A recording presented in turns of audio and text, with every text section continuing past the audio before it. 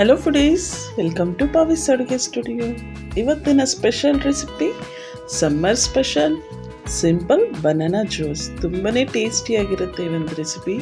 ಮಾಡೋದು ಕೂಡ ತುಂಬಾ ಸಿಂಪಲ್. ಒಂದ್ಸಲ ನೀವು ನಿಮ್ಮನೇಲಿ ಟ್ರೈ ಮಾಡಿ, ಖಂಡಿತವಾಗ್ಲೂ ಇಷ್ಟಪಡ್ತೀರಾ. ನಾನಿಲ್ಲಿ ಅರ್ಧ ಕಪ್ ಆಗೋಷ್ಟು ಕಡಲೆಕಾಯಿ ಬೀಜನ ಬಾಣಲಿ ಎಲ್ಲ ಹಾಕ್ಕೊಂಡು ಲೋ ಹೀಟಲ್ಲಿ ಈ ಥರ ಚೆನ್ನಾಗಿ ಫ್ರೈ ಮಾಡ್ಕೊಬೇಕು. ಚೆನ್ನಾಗಿ ಫ್ರೈ ಮಾಡಿಕೊಂಡು ಇದು ತಣ್ಣಗಾದ್ಮೇಲೆ ನೋಡಿ ಈ ಥರ ನೀಟಾಗಿ ಸಿಪ್ಪೆ ಬಿಡುತ್ತೆ. ಬಿಸಿ ಇರುವಾಗ ಸಿಪ್ಪೆ ಬಿಡಲ್ಲ, ಹಾಗಾಗಿ ತಣ್ಣಗಾದ್ಮೇಲೆ ಸಿಪ್ಪೆ ಎಲ್ಲ ಕ್ಲೀನ್ ಮಾಡಿ ಈಗ ಇದನ್ನು ಒಂದು ಮಿಕ್ಸಿ ಜಾರ್ಗೆ ಹಾಕ್ಕೊತಾ ಇದ್ದೀನಿ.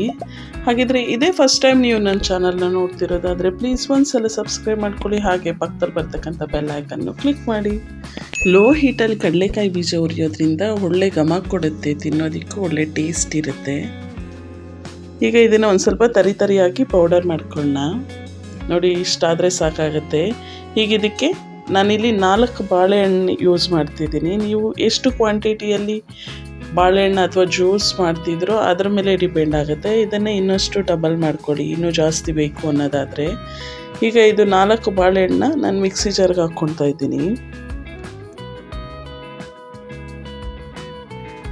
ಹಾಗೆಯೇ 4 ಏಲಕ್ಕಿ ಬೀಜನ ಹಾಕ್ಕೊತಾ ಇದ್ದೀನಿ. ಈಗ ನೋಡಿ, ಇದಕ್ಕೆ ಅರ್ಧ ಲೀಟರ್ ಆಗೋಷ್ಟು ಹಾಲು ಬೇಕಾಗುತ್ತೆ. ಇದನ್ನು ನಾನು ಫ್ರಿಜ್ಜಲ್ಲಿ 1-2 ಅವರ್ ಫ್ರಿಜ್ಜಲ್ಲಿ ಇಟ್ಟು ತೆಗೆದಿರೋಂಥ ಹಾಲು ಹಾಕ್ಕೊತಾ ಇದ್ದೀನಿ. ಹಾಕಿ ಇದನ್ನು ಒಂದು ಸ್ವಲ್ಪ ಮಿಕ್ಸಿ ಮಾಡ್ಕೊಳ್ಳೋಣ. ಈಗ ಇದಕ್ಕೆ ಟೇಸ್ಟಿಗೆ ಎಷ್ಟು ಬೇಕೋ ಅಷ್ಟು ಸಕ್ಕರೆ ಹಾಕ್ಕೊಳ್ಳಿ.